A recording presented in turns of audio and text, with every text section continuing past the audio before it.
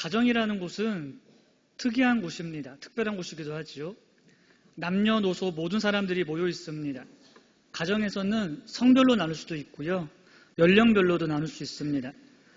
이렇게 서로 다른 존재들이 모여서 가족이라는 이름으로 살아갑니다. 서로 다른 존재가 모여서 서로 도우며 살아갑니다. 다르기 때문에 도울 수 있습니다. 다르기 때문에 도움이 될 수도 있습니다. 우리가 간식으로 먹는 고구마도 여러분 무엇과 같이 곁들여 먹느냐를 보면은요, 나이를 대충은 알 수 있습니다. 연세 드신 분들은 젊은 친구들은 그것대로 이렇게 각자 맞게 서로 다르게 취향에 맞게 음식을 선택합니다. 우리가 살아가는 세상은 우리의 가정과 같습니다. 서로 다른 사람들이 살아갑니다. 그렇기 때문에 누구 하나가 내가 맞고 너는 틀려라고 해버리면은 그 사람은 맞고 그 사람은 틀린 사람이 되기 때문에 세상에서는 그렇게 말해서는 안 됩니다.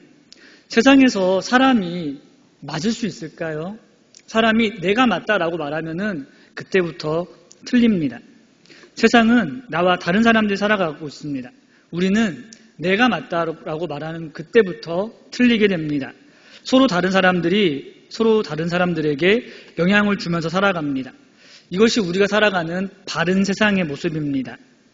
다른 곳을 보면서 이상하다, 틀렸다 말하면은 그때부터 싸움이 시작돼요. 하지만 다르다라고 보고 다르게 보면은 싸우지 않고 서로 도우면서 우리가 화목하게 살아갈 수 있습니다. 하나님께서 남자인 아담에게 돕는 배필로 여자를 주셨습니다. 여자가 못나서가 아니에요. 만약에 여자가 먼저 창조됐으면은 하나님께서는 남자를 주셨을 것입니다. 남자가 도와주는 것과 여자가 도와주는 것, 여러분 뭐가 더 편할 것 같으십니까? 여러분, 남자에게는요 사실 성향이 같거나 비슷한 남자끼리 있는 게 더 편할 때도 있습니다. 그런데 그 맞지 않는 여자를 하나님께서 주셨습니다. 아이러니하게도 맞지 않는 게 아니었어요. 그런데 최고의 작품이었습니다. 아담과는 너무 다른 하와지만 아담에게 정말 꼭 필요한 존재가 하와였습니다. 서로 다른 두 존재가 하나가 되면서 살아가게 됐습니다. 우리가 세상에서 여러분 부름받은 성도입니다. 세상으로 들어가야 됩니다. 세상 안으로 들어가야 됩니다. 우리 모두가 세상에서 하나님의 은혜와 예수님의 사랑을 나타내며 살아가는 거룩한 성도 되기를 바랍니다. 거룩하다는 것은 구별된 것입니다. 다르다는 거죠. 특별한 게 아니에요. 다르다는 겁니다. 세상에서 성도는 거룩하고 다르게 살아가야 합니다. 세상을 벗어나서는 안 돼요. 그 안에 들어가서 살아야 됩니다. 세상은 죄로 가득하고 악하다고 세상과 벽을 쌓고 나 혼자만 살아가는 거, 그 성도의 바른 모습 아닙니다. 하지만 어느 시대나 성경을 잘못 이해하는 사람들이 있었습니다. 그들 중에는 세상은 악하다 말하면서 세상과 담을 쌓은 자들이 있었습니다. 세상과 구별된 채로, 세상과 멀어진 채로 살아가는 사람들이 있었습니다. 바울이 살던 때에도 있었습니다. 그들은 고린도의 열광주의 자들과 같았습니다. 이 세상의 질서와 제도들을 거부했습니다. 세상은 악해, 다 틀려, 우리는 우리끼리만 살아갈 거야. 그게 그들의 생각이었습니다. 세상과는 전혀 관계없이 살아갔습니다. 하지만 바울은요, 성도를 세상과 구별된 채로 여기지 않습니다. 우리는 하나 돼서 살아야 됩니다. 성도는 하나님의 자녀로서 이 세상에서 삶을 꾸려나가야 됩니다. 따로 살아가는 게 아니에요. 하나님께서 주신 세상이 악하다 할지라도 그 안에 들어가서 우리는 살아야 합니다. 이 세상의 삶을 통해 하나님의 부르신 뜻을 성취해 나가는 것이 성도입니다. 지금 젊은이들은 어렵다라고 말을 하고 있습니다. 젊은이들이 어렵다라고 말을 할 때 어른들은 두 가지로 나뉩니다. 우리 때는 더 어려웠어 이러시는 분들이 계시고요. 그래 힘들지라고 말씀하시는 분들이 계십니다. 누가 맞는 걸까요, 여러분? 이거를 맞다 틀리다라고 말할 수는 없어요. 왜냐하면 우리 때는 더 힘들었어라고 말씀하시는 그분들의 말이 맞는 말이에요. 지금이 힘들기는 합니다. 하지만 저와 같은 세대들은요, 사실 배고픔이라는 것이 그냥 배고픔이지 목 넣는 게 무서운 거는 아니거든요. 우리는 안 먹으면 말지 이 정도예요. 하지만 옛날엔 진짜로 못 먹어서 아사했던 사람들, 너무 먹을 게 없어가지고 나무 그 껍데기 뜯어다 먹고 여러분 그때가 옛날이었잖아요. 그리고 전쟁이 일어났고 실제로 죽었습니다. 그렇기 때문에 진짜 어려웠던 게 옛날이기는 해요. 그런데 옛날이 어렵다 그래서 지금 어렵다라고 말하는 사람들한테 나 때는 더 힘들었어 이 말은요 맞는 말이긴 하지만 사실 썩 도움이 되는 말은 아닙니다. 지금도 어렵습니다. 왜냐하면요 여기가 세상이기 때문에 그렇습니다. 사회는 발전하고 있거든요. 틀림없이 좋아지고 있습니다. 옛날에는 가난한 사람들이 많았어요. 못 배운 사람들이 많았어요. 하지만 지금은 그렇지 않습니다. 오래전에 들은 이야기인데요. 한 분의 아버지께서는 여기 남자들 가슴팍 여기에다가 볼펜 꽂고 다니는 게 소원이었다라고 합니다. 볼펜 꽂고 다니는 사람 보면 그렇게 부러웠대요. 왜 그러냐면요. 그분이 글을 모르셨어요. 글을 못 배웠기 때문에 뭐 하나 하려고 해도 못 쓰는 거예요. 근데 여기에 펜 꽂고 있는 사람들은 쓸 수 있다는 거니까 그렇게 글 쓰는 게 부러웠다라고 합니다. 여러분 지금 어디 가서 나 글씨 쓸 줄 압니다. 이게 자랑거리입니까? 학벌이 많이 올라갔습니다. 사는 거는 많이 좋아졌습니다. 하지만 여전히 세상은 세상입니다. 많이 배웠지만 세상입니다. 옛날에는 먼 거리에 있는 사람들한테 급하게 연락을 할 때 전보라는 거를 썼죠.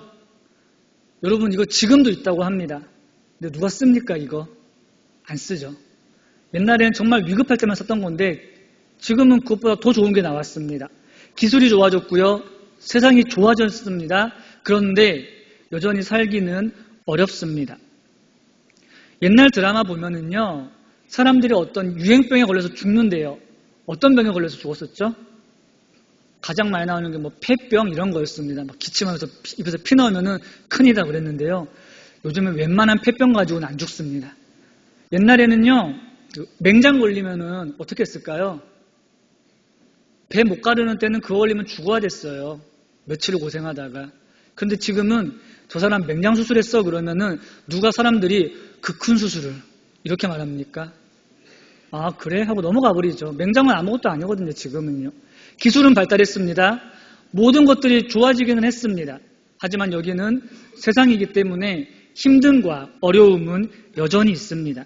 기술이 발달하고 의학이 발달하지만 세상은 살기 어렵습니다.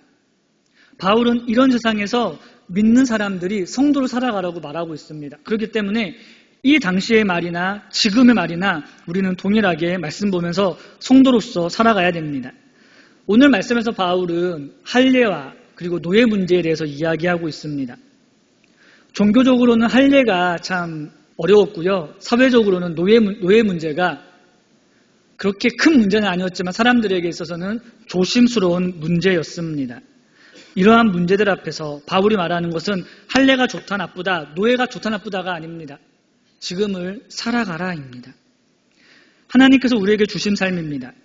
성도가 거룩한 백성으로 살아가기 위해서는 세상으로 들어가야 됩니다. 성도를 표현하는 말이 소금과 빛입니다. 여러분 소금이나 빛은요 그것만 놓고 보면은 그렇게 쓸모가 있지는 않아요. 소금을 그냥 맛보면은 그냥 짠맛입니다. 그 소금을 제대로 쓰려면은 요리해야 됩니다. 지금 예배당을 비춰주는 이 밝은 빛들, 여러분 이 빛이요 지금 이제 우리가 창문 닫혀있고 해서 어두우니까 필요한 거지 대낮에 자연에서 햇빛 밝게 들어오는데 이거 키는 사람 있겠습니까? 없어요. 빛은요 어두울 때 필요하고요 소금은요 들어가야 됩니다. 성도로 부름받은 우리는 세상으로 나아가야 됩니다. 하나님께서는 그거 원하고 계십니다. 하나님께서는 우리 모두가 성도로 살아가게 원하십니다. 17절 보니까 이렇게 말씀하고 있습니다. 오직 주께서 각 사람에게 나눠주신 대로 하나님이 각 사람을 부르신 그대로 행하라. 내가 모든 교회에서 이와 같이 명하노라 하고 바울은 말합니다. 하나님께서 세상을 창조하시고 우리를 살아가게 하십니다. 부족한 우리가 하나님의 사람으로 살아가길 원하십니다. 우리는 부족하기 때문에 이 땅 가운데서 바로 살아가기는 힘듭니다. 그런데 하나님께서 그냥 내버려 두지 않으십니다. 살아가라 말씀하시고요. 우리들에게 은혜 주시면서 살아갈 수 있도록 하십니다. 우리는 받은 은사를 가지고 이 세상을 살아갑니다. 하나님의 뜻에 따라 하나님께서 모든 사람에 맞게 주십니다. 이 삶은요, 어떠한 특징이나 아니면은 나이나 직업이나 가진 것으로 나눌 수 있는 게 아니에요. 하나님께서는 택하신 모든 사람들에게 각자에게 맞는 사명을 주시고 그 사명을 이룰 수 있는 은사를 주십니다. 여러분, 성령의 도우심이 그러한 것입니다. 하나님께서 각 사람에게 맡겨주시기 때문에 모든 사람이 받은 은사가 다 달라요. 은사는 하나만 있는 게 아닙니다. 모두 다릅니다. 그 다른 은사를 가지고 우리는 서로 섬기면서 살아가야 됩니다. 은사가 다르기 때문에 누가 더 귀하다, 누구의 은사는 하찮다 이런 거 없습니다. 하나님께 받은 모든 은사가 귀한 것입니다. 하나님께서는 우리 몸의 어느 한 부분도 하찮게 쓸모없게 창조하지 않으셨습니다.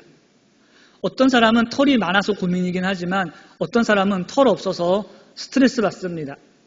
우리가 살아가면서 자연스럽게 생기기는 하지만 하나님께서 우리 몸에 주신 아주 작은 것들이 있어요. 여러분, 주름 같은 거, 이거 없으면 여러분 불편할까요? 편할까요? 어떠십니까? 많이 생기는 게 싫기는 하지만 이 주름이 없으면은요, 우리 살아가기 굉장히 불편할 것입니다. 화상 입었던 환자들이 이제 회복되면서 어려워하는 게 중에 하나가 여러분 주름이에요. 주름이 회복되지 않으면은요, 몸을 구부리지 못합니다. 여러분, 입가에 주름이 없다고 생각해 보십시오. 말을 할 수 있을까요? 못할까요? 제한이 있습니다. 손가락에 주름이 없으면은요, 이거 못 구부립니다. 아무것도 아닌 것 같습니까, 여러분? 굉장히 중요한 겁니다. 하나님께서 여러분 이런 것들을 우리에게 창조하고 주셨습니다. 우리의 삶은 어떻게 돌아보실까요? 하나님께서 우리의 삶을요, 굉장히 조심스럽고 중요하게 창조하셨습니다. 그게 우리의 삶입니다. 우리를 그냥 두시지는 않으십니다. 주님께서는 말씀하셨습니다. 하나님께서 공중의 새와 들의 풀도 돌보신다. 너희는 어떻겠니? 라고 말씀하셨습니다. 우리는 아무것도 아닌 것 같지만 주름을 주시고 털을 주시고 우리를 살아가게 하시는 그 하나님께서 여러분 우리를 어떻게 하실까요? 우리를 어떻게 돌보아 주실까요? 사람은 1분 1초 앞을 모르죠. 그렇기 때문에 여러분, 사람은 후회합니다. 내가 옛날에 이렇게 할 걸, 그때 이렇게 했으면 좋았을 걸, 이거 하지 말 걸 이라고 후회하는 것이 우리들입니다. 하루하루가 불안과 걱정으로 가득 차 있습니다. 언제나 후회하거든요. 그런데 여러분, 믿음은요, 앞이 보이지 않아도 후회하지 않는 거라는 거 여러분 혹시 아십니까? 왜 그러냐면은 믿음이라는 것은 단순히 교회에 나와서 출석하는 게 믿음이 아닙니다. 믿음은요, 보이지 않는 것을 확신하는 겁니다. 보이지 않는 거, 앞으로의 일을 확신하는 거예요. 보이지 않기 때문에 불안하는 사람과 보이지 않는 내일을 믿음으로 확신하는 삶은요, 완전히 다른 삶입니다. 믿음으로 앞으로의 일은 모르지만 하나님의 일하심과 은혜를 사모하며 살아가는 것, 그게 성도의 삶입니다. 사람이기 때문에 걱정을 합니다. 하지만 믿음으로 인해서 그 걱정 가운데 살아가는 것, 담대히 살아갈 수 있는 것, 이게 믿음의 삶입니다. 하나님께서는 우리 모두에게 각자에게 맞게 일하시면서 은사를 주십니다. 그 은사를 가지고 우리는 살아가야 됩니다. 하나님께서 맡기신 사명 감당할 수 있습니다.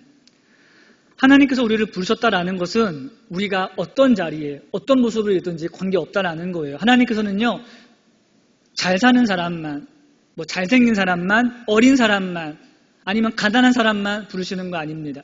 우리 하나님께서는 택하신 모든 사람들을 부르십니다. 나의 상황과는 관계없습니다. 하나님, 나 이거 못해요. 그래도 하나님께서는 부르십니다. 어떻게 보면 굉장히 이기적인 것 같거든요. 하나님, 나 이거 못합니다. 라고 말하는데 하나님께서는 부르셔서 그 일을 맡기십니다. 일만 맡기시는 게 아니고요.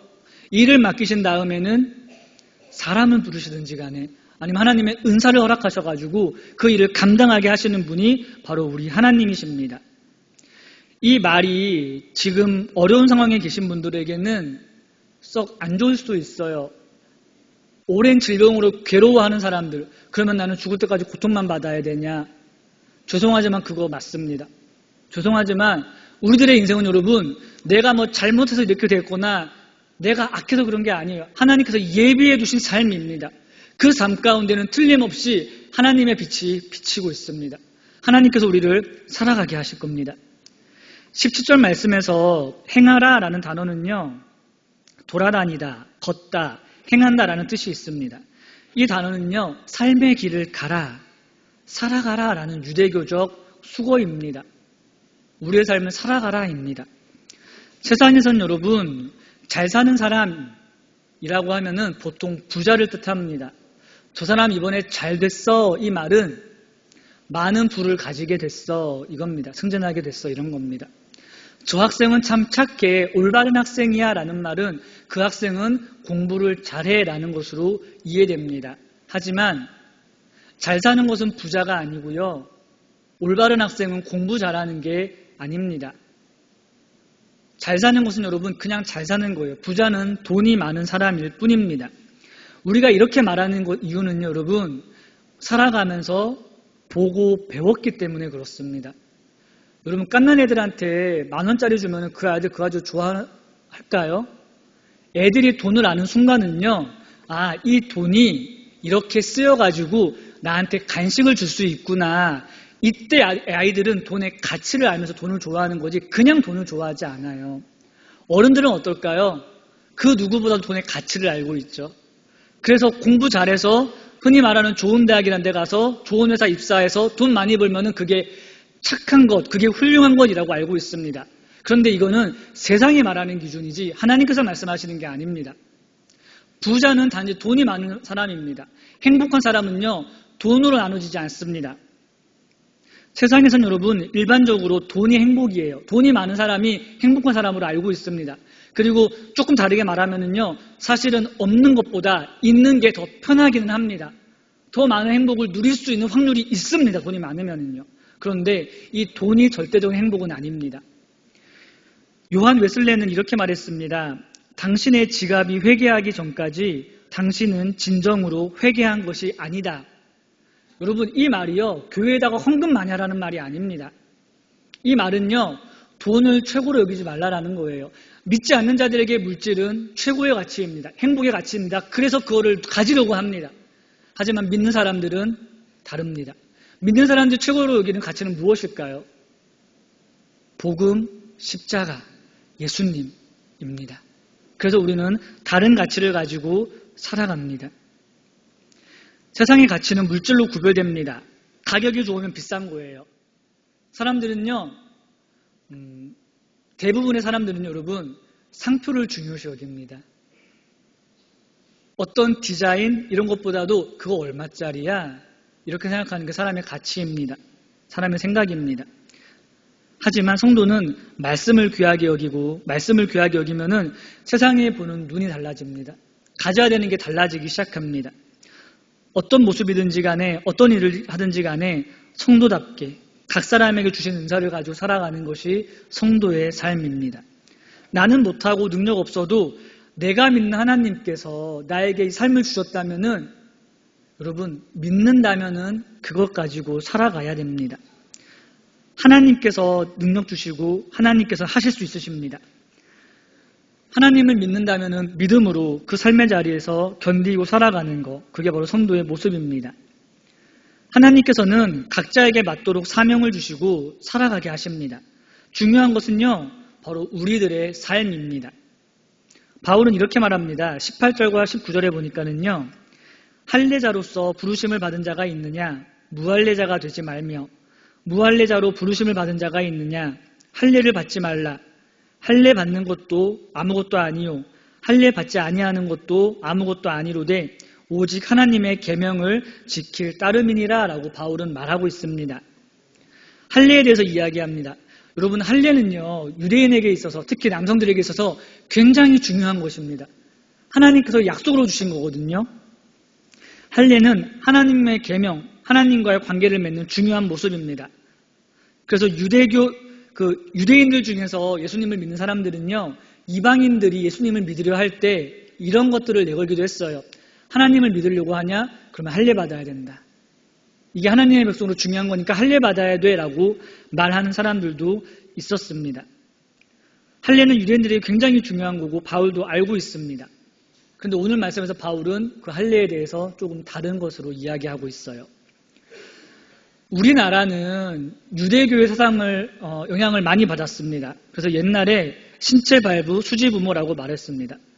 머리카락 자르는 거 여러분, 그거 아무나 감히 못하는 거였죠.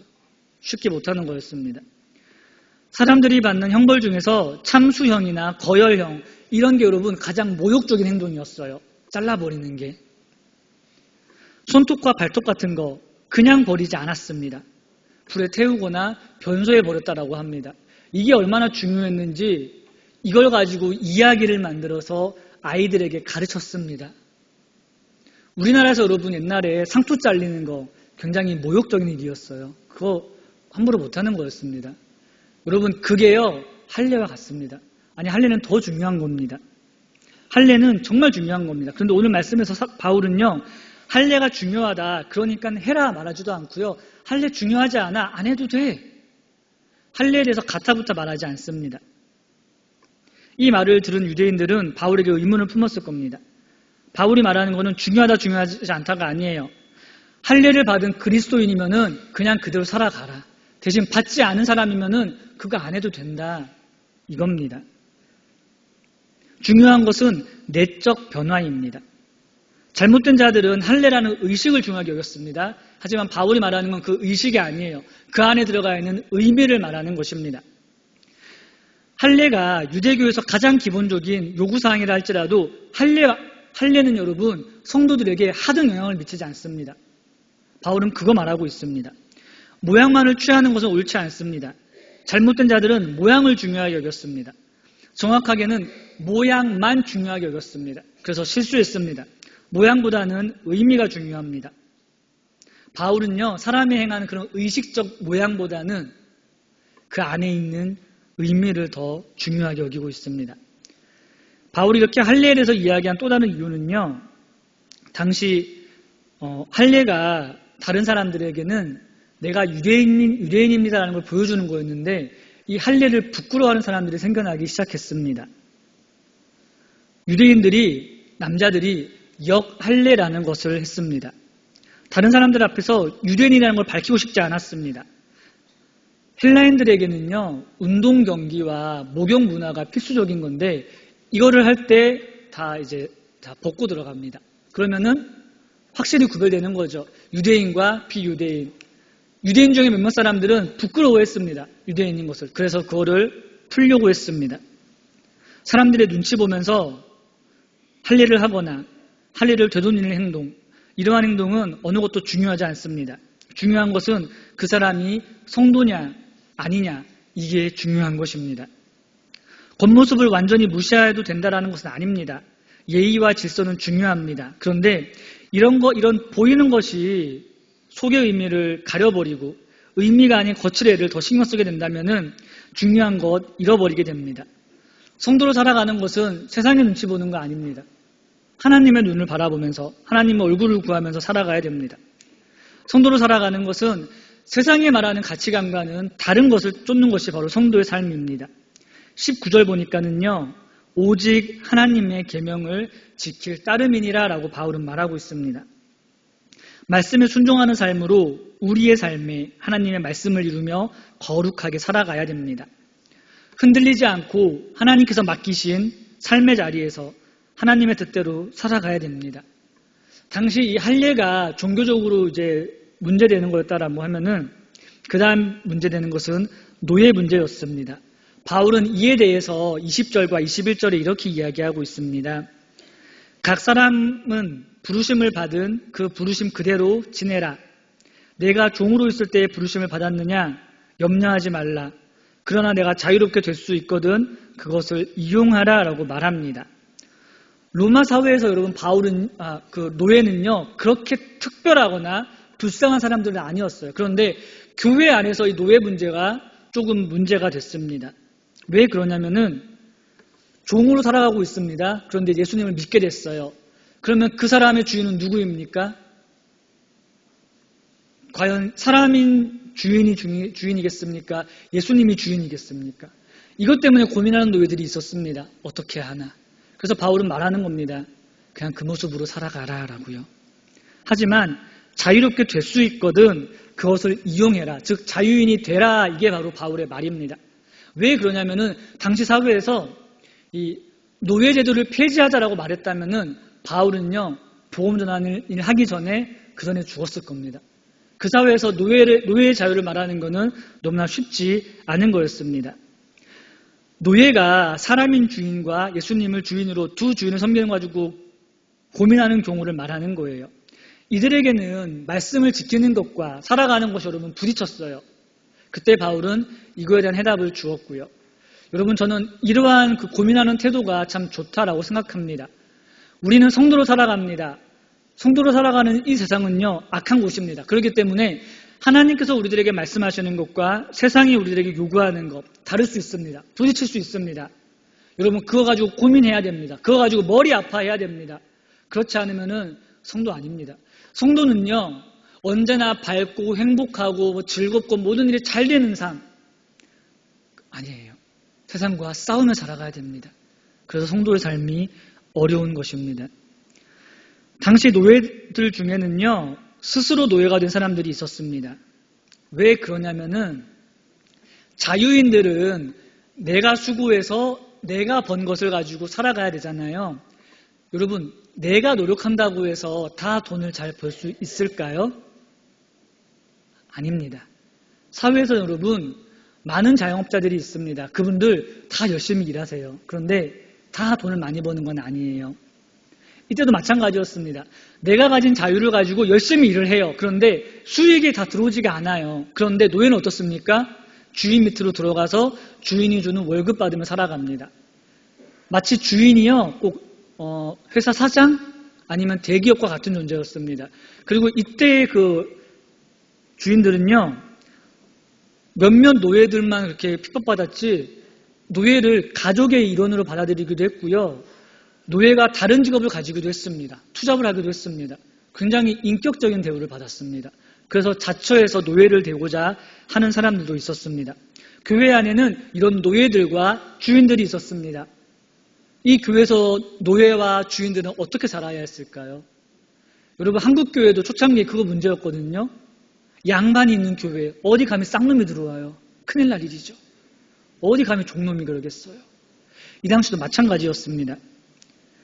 바울은 이렇게 말합니다. 에베소서 6장 7절과 9절을 보면은요, 기쁜 마음으로 섬기기를 주께 하듯 하고 사람들에게 하듯 하지 말라. 이는 각 사람이 무슨 선을 행하든지 종이나 자유인이나 주께로부터 그대로 받은 줄을 알미라.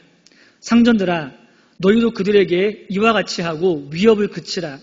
이는 그들과 너희의 상전이 하늘에 계시고 그에게는 사람을 외모로 취하는 일이 없는 줄 너희가 알미라라고 말하고 있습니다. 종이나 노예나 마찬가지입니다. 하나님께서 맡기신 그 삶의 자리에서 열심히 살아가야 됩니다. 바울은 스스로 노예된 사람들에게 23절에 이렇게 말합니다. 너희는 값으로 사신 것이니 사람들의 종이 되지 말아라.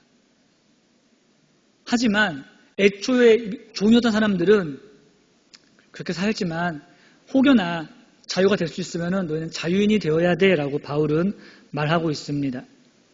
왜 그러냐면은 종이나 자유인이나 모두의 주인은 바로 우리 예수님이시기 때문에 그렇죠. 22절에 이렇게 말씀합니다. 주 안에서 부르심을 받은 자는 종이라도 주께 속한 자유인이요. 또 그와 같이 자유인으로 있을 때에 부르심을 받은 자는 그리스도의 종인이라 라고 말하고 있습니다. 모든 사람은, 모든 성도는 그리스도께 속한 사람입니다. 성도의 궁극적인 소유권은 그리스도께 있음을 바울은 말하고 있습니다. 어떤 모양이냐 중요하지 않습니다. 하나님께서 맡긴 삶이냐 살아가라입니다. 끝으로 바울이 말하는 것은요, 24절에 보니까 형제들아 너희는 각각 부르심을 받은 그대로 하나님과 함께 거하라입니다. 종으로 부르심을 받았거나 노예로 부르심을 받았거나 사람이 추구해야 할 것은 하나님께서 각자 부르신 그대로의 삶입니다. 당시 그리스도인이 되는 것은 어떤 삶이 변하는 건 아니었습니다. 노예가 그리스도인이 된다고 해서 자유인이 되는 건 아니었습니다. 여전히 노예입니다. 그리스도인이 되는 것은 사실은 더 힘든 일이었습니다. 그런데 이 눈에 보이지 않는 변화가요, 그 무엇보다도 귀한 것이었습니다. 그래서 사람들은 목숨까지도 내걸고 이것을 지켰습니다. 우리 주님께서는 부르시는 방법이 달라요. 누구를 부르냐도 달라요. 그 사람의 상황이 어떤든지 사람들의 상황도 다릅니다. 그런데 하나님께서 부르시는 사람들의 삶의 결과는요, 동일합니다. 언제나 그리스도의 것이 되는 것입니다.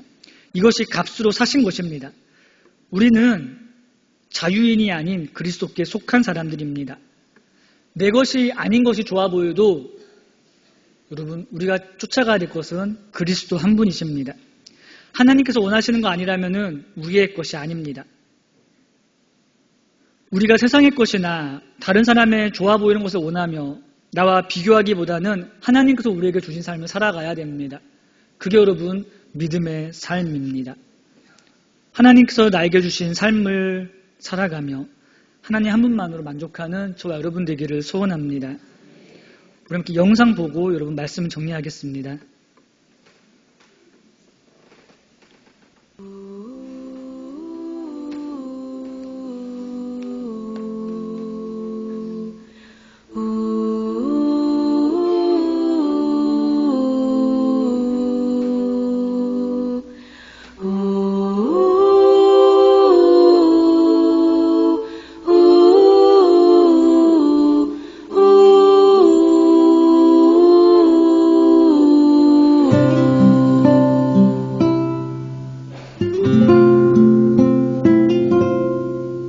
작은 갈대 상자 물이 새지 않도록 역청과 나무진을 칠하네.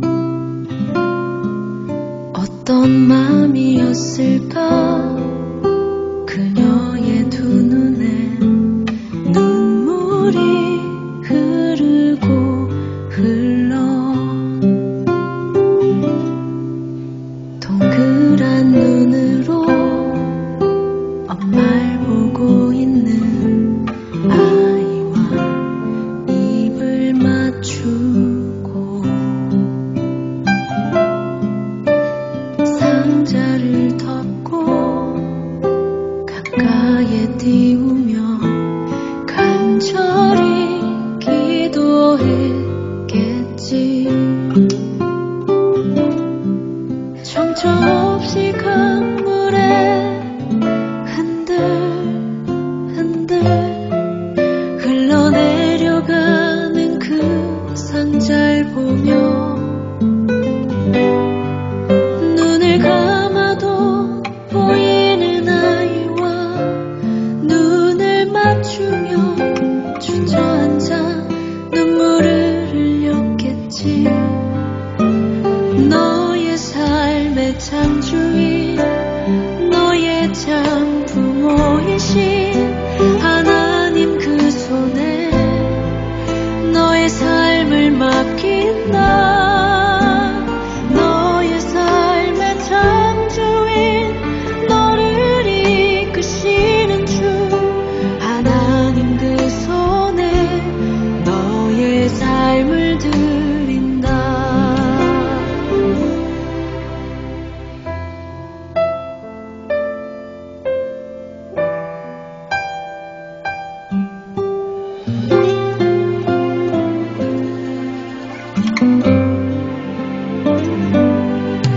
어떤 마음이었을까 그녀의 두 눈에 눈물이 흐르고 흘러 정처 없이 강물에 흔들흔들 흘러내려가는 그 상자를 보며